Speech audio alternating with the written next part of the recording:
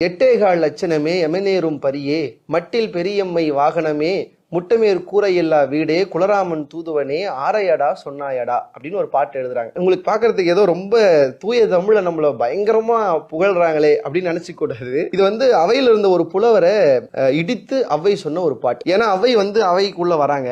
அந்த காலம் நீங்க கதைகள் சினிமா எல்லாம் பார்த்திருப்பீங்க. ஒரு புலவர் உள்ள வந்தாலே இன்னொரு புலவருக்கு பொறாம இருக்கும். அப்ப அவர் அறிவானவரான மன்னர்கிட்ட காமிக்கணும்னு இவங்க ஒரு பயங்கரமான கேள்வி கேட்பாங்க. அதுக்கு அவங்க பதில் சொல்றாங்களான்னு பார்ப்பாங்க. அப்படி அவை ஒரு கேள்வி கேட்டாரு ஒரு புலவர். அது கம்பன்னு சொல்றாங்க, சிலர் இல்லைன்னு சொல்றாங்க. நம்ம அதுக்குள்ள போக வேண்டாம். என்ன கேள்வி கேட்கிறாரு?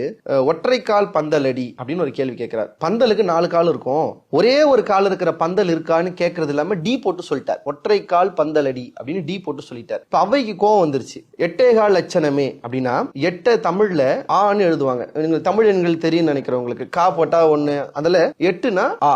கால் அப்படிங்கிற ஒரு முழு வட்டத்துல 4ல் ஒரு பங்கு கால தமிழ்ல வான்னு எழுதுவாங்க. எட்டேகால் லட்சணமேனா அவலட்சணமே. எடுத்த உடனே உன்னெல்லாம் மூஞ்செல்லாம் பார்க்க முடியுமாடா என்னால அப்படின்னு. அவலட்சணமே, எட்டேகால் லட்சணமே யமனேறும் பரியே. யமன் ஏறி வர வாகனம் எதுங்க? எரும மாடு. எருமையில தானே யம பெருமன் வருவாரு. எரும மாடே. அடுத்து சொல்றாங்க முட்டமேற் கூரை இல்லா வீடு. கூரையே இல்லாம ஒரு செவுரு மட்டும் தனியா இருந்தா அதுக்கு பேர் என்னங்க? குட்டி செவருன்னு பேர். இல்ல குட்டி செவரா தான்டா போவேன்னு சொல்லுவாங்கல்ல. குட்டி செவரு. இதை விட ரொம்ப அதிசயம், ரொம்ப அழகா சொல்றாங்க. மட்டில் பெரியம்மை வாகனமே. மட்டில் பெரியம்மைனா மூதேவி, அதோட வாகனம்னா கழுத. பாருங்க லைனா சொல்லி கடைசி எப்படி முடிக்கிறாங்கன்னு. குலராமன் தூதுவனே சொன்னோடனே நமக்கு ஏதோ பெருமையான. குலராமனுடைய தூதுவன் யாரு?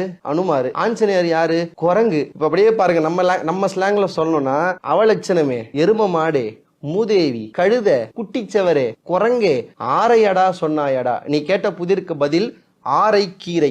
ஏன்னா கீரைக்கு ஒரு தண்டு வரும், பந்தல் வரும். நீ கேட்ட கேள்விக்கு இதுதான்டா பதில். ஆரையடா சொன்னாயடான்னு நீ ஆரை கீரையை சொன்னாய். யாரையடா டி போட்டு சொன்னாய்? ஆரையடா சொன்னாயடான்னு டா போட்டு அவரை டி போட்டதை ஏன்னு கேட்டாங்க. இதுதான் தமிழ். பேசினாலும் அழகு, பாடினாலும் அழகு, திட்டினாலும் தமிழ் அழகு.